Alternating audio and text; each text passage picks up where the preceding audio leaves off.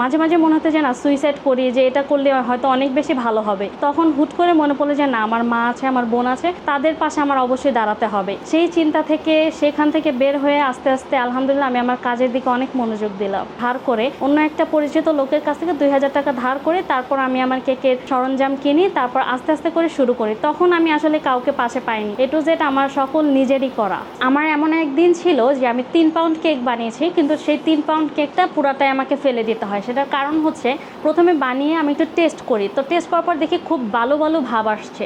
ওইটা অনেক বাংলাদেশের খুব বড় একটা অফিস থেকে আমাকে অর্ডার করা হয়েছিল 3 পাউন্ডের সেই কেকটা। তারপর আমি তো সারা ঘর খোঁজা শুরু করলাম যে আমার বালুটা অ্যাকচুয়ালি আসলো কিসে থেকে। তারপর সকল কিছু টেস্ট করার পর দেখলাম যে আমার যে কোকো পাউডারটা ছিল সেই কোকো পাউডারটা বালু বালু। এটা 3-4 মাস আগের কথা। এই 3-4 মাস আগে অনেকের কোকো পাউডারই অনেক বালু ছিল। অনেক আপুদেরকে, অনেক ভাইয়াদেরকে এই অভিযোগটা করতে শুনেছি যে বালু ছিল। তো সেই অর্ডারটা আমার অনেক নষ্ট হয়। আমার লোকেশন যেহেতু যাত্রাবাড়ির ভিতরে পড়ে, তাই আমি ভাবলাম যে শনি একরা দেশ বাংলা হসপিটালের সামনেই আমাকে একটা স্টল দিতে হবে। কিন্তু সেদিন একবার নয়, 2বার নয়, 3বার নয়, পরপর 6বার আমাকে 6টা জায়গা থেকে উঠিয়ে দেওয়া হয়। কারণ স্টলে যেহেতু সকলেই বসে আছে, কেউ আমাকে বসতে দিচ্ছিল না, আর আমি যেহেতু নতুন। তারপর একটা জায়গায় সেই মালিকের সাথে কথা বলে তারপর আমি বসলাম অনেক কষ্ট করে। শুক্রবার একদিন আমি সেখানে বসি, আর আলহামদুলিল্লাহ সেখানে 8 থেকে 10 পাউন্ড কেক সেল হয়। যেহেতু শুরুর দিকে কেক একটু টুকটাক পারতাম, কিন্তু তখন আসলে আর্থিকভাবে এতটাই অসচ্ছল ছিলাম যে আমি যে টাকা দিয়ে কোর্স করব সেই ক্ষমতা আমার ছিল না।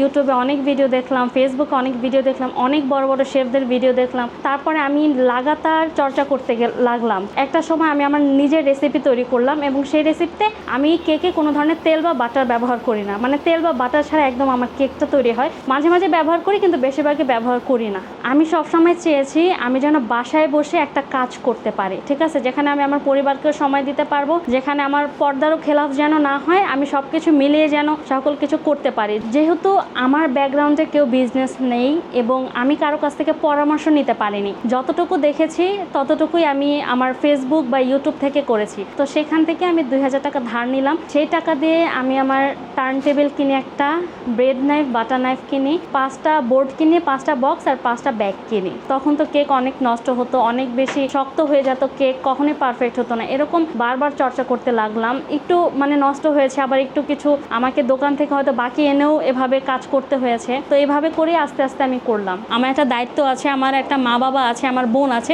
যখন আপনার একটা দায়িত্ব থাকবে তখন সেই দায়িত্ববোধ থেকে আপনার অনেক ইচ্ছা শক্তি, আগ্রহ জাগবে, তখন আপনি অবশ্যই করবেন সেই কাজটা। 2024 সালের মে মাসে আমি আমার পেজটা খুলি, এবং পেজ খুলে আশেপাশে সকলকে জানাই যে আমার একটা পেজ আছে, আমি কেক বানাতে পারি, তোমরা চাইলে নিতে পারো। তো এরকম করতে করতে আমার 3-4 মাস কোনো সেল হয়নি, 3-4 মাস তেমন কোনো ফলোয়ারও হয়নি। কিন্তু আস্তে আস্তে যখন আমার কেক টেস্ট করা শুরু করলো মানুষ, একজন একজন করে অর্ডার দেওয়া শুরু করলো, এবং আমার পেজে টাপ কেক অনেক বেশি সেল হয়, অনেক বেশি। প্রতি মাসে আমার 30 থেকে 35টা টাপ কেক সেল হয়। তো এটা হচ্ছে বক্স আকারে থাকে, তাই সকল স্টুডেন্ট এবং সকলে অ্যাফোর্ড করতে পারে। সেই টাপ কেক যখন নিল, সেই টাপ কেক নেওয়ার পরেই আস্তে আস্তে আমার সেলটা বাড়া শুরু করলো, সকলে পছন্দ করা শুরু করলো, আস্তে আস্তে নেওয়া শুরু করলো। সেখান থেকে আসলে 3-4 মাস পরে থেকে আমার ইনকামটা ভালো শুরু হয় আমার পেজ থেকে। আমার ছোট বোন যে স্কুলে পড়াশোনা করে, সেই স্কুলে মেলা ছিল। তো সেই মেলাতে আমাকে সকল টিচাররা অনেক রিকোয়েস্ট করে যে তুমি কেক ওঠাও, তোমার কেক যেহেতু টেস্ট করেছি। সেখানে আমি 40 পাউন্ড কেক উঠাই, তাও একদিনের ভিতরে।